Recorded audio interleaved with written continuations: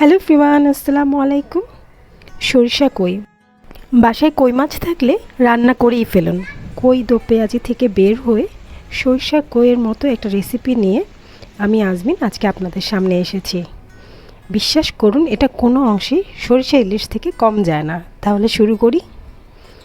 এখানে আমি হলুদ সরিষা বা সাদা সরিষা পরিমাণ মতো নিয়ে সেটাকে ভালো করে ধুয়ে নিয়েছি। এখন একটা ব্লেন্ডারে নিলাম। আর এখানে কিছু পেঁয়াজ নিয়ে নিয়েছি, একটা মিডিয়াম সাইজের স্লাইস করে কেটে। আর 3টার মতো কাঁচা মরিচ আমি এখানে টুকরো টুকরো করে কেটে নিচ্ছি। আপনারা আপনাদের মতো করে কেটে ব্লেন্ডার জারে নিয়ে নিলাম। এখন এখানে একটা স্মুথ পেস্ট করব। আমার সরিষা ইলিশে এটা ব্যবহার হবে। আমি এখানে কিছু কই মাছ ভালো করে ধুয়ে পরিষ্কার করে পানি নিংড়ে নিয়েছি। এখন এটাকে ম্যারিনেট করব সামান্য একটু হলুদ গুঁড়ো আর লবণ দিয়ে।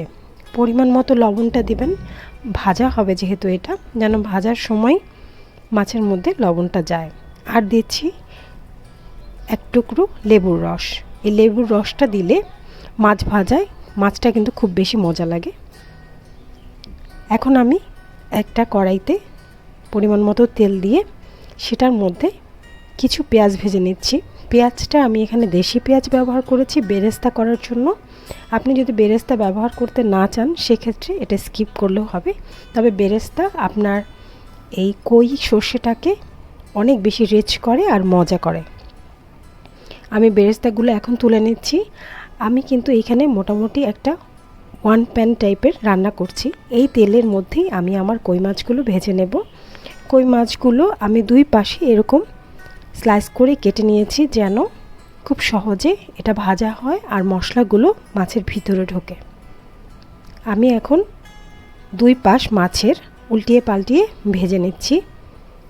এরকম ব্রাউন করে, ডার্ক ব্রাউন করে আমি মাছগুলো ভাজছি। আপনারা এভাবে একটু ভাজবেন, তাতে খেতে ভালো লাগে।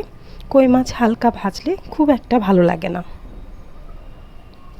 আমার মাছ ভাজা হয়ে গিয়েছে। আমি এখন মাছগুলো উঠিয়ে নিচ্ছি। এই তেলের মধ্যেই আমি সেই ব্লেন্ড করে রাখা আমার শুরুতে যে পেস্ট বানিয়েছিলাম সেটা দিয়ে দিচ্ছি। গরম তেলের মধ্যে পেস্টটা দিয়ে আমি মোটামুটি সবগুলো খুব ভালো করে ভেজে নিচ্ছি।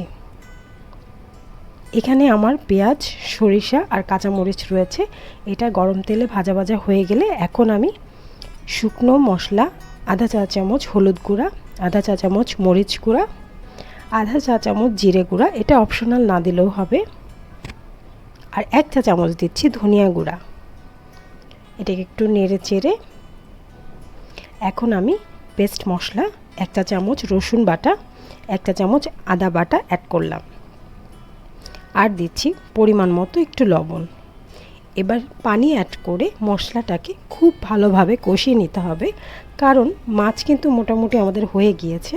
পরবর্তী সময় মাছ আর খুব একটা সেদ্ধ করতে সময় লাগবে না। মশলা কষানো হয়ে গেলে আমি এখন পরিমাণ মতো পানি অ্যাড করে, পানিটা যখন এরকম ফুটন্ত হয়ে যাবে মানে বলক উঠবে, তখন আমি মাছগুলো দিয়ে দিচ্ছি। সবগুলো মাছ একটু ডুবে থাকে এমনভাবে একটু পানি দিবেন, তাতে মশলাগুলো ঢুকবে। আর আমি পেঁয়াজের বেরেস্তাগুলো হাত দিয়ে এরকম ভেঙে এখন দিয়ে ঢাকনা দিয়ে প্রায় 7 থেকে 8 মিনিট আমি এটাকে রান্না করব। আর হ্যাঁ, চুলার আঁচ মিডিয়াম থাকবে, চুলার আঁচ কিন্তু এই পর্যায়ে হাই থাকবে না। 5 মিনিট পরে আমি ঢাকনাটা খুলে এখন মাছগুলো অপর পাশে উল্টিয়ে দিচ্ছি। এর মধ্যে কিন্তু মাছ আর উল্টাইনি। ব্যাস, এখন প্রায় 3 থেকে 4 মিনিট আমি মাছগুলো আবার রান্না করব। আমার সরিষা কই কিন্তু রেডি। আমি এখন নামিয়ে এটাকে একটা সার্ভিং বলে নিয়ে নিচ্ছি। এই মশলার যে গ্রেভিটা, এটা এতটাই থিক আর এতটাই মজার, বিশেষ করে গরম ভাতের সাথে এই সরিষা কই খেতে ভীষণ ভালো লাগে। বাসায় কই মাছ থাকলে ট্রেডিশনাল রান্না থেকে বের হয়ে এভাবে একটু রান্না করে দেখবেন। আর আমার চ্যানেলটি সাবস্ক্রাইব করে সাথে থাকবেন।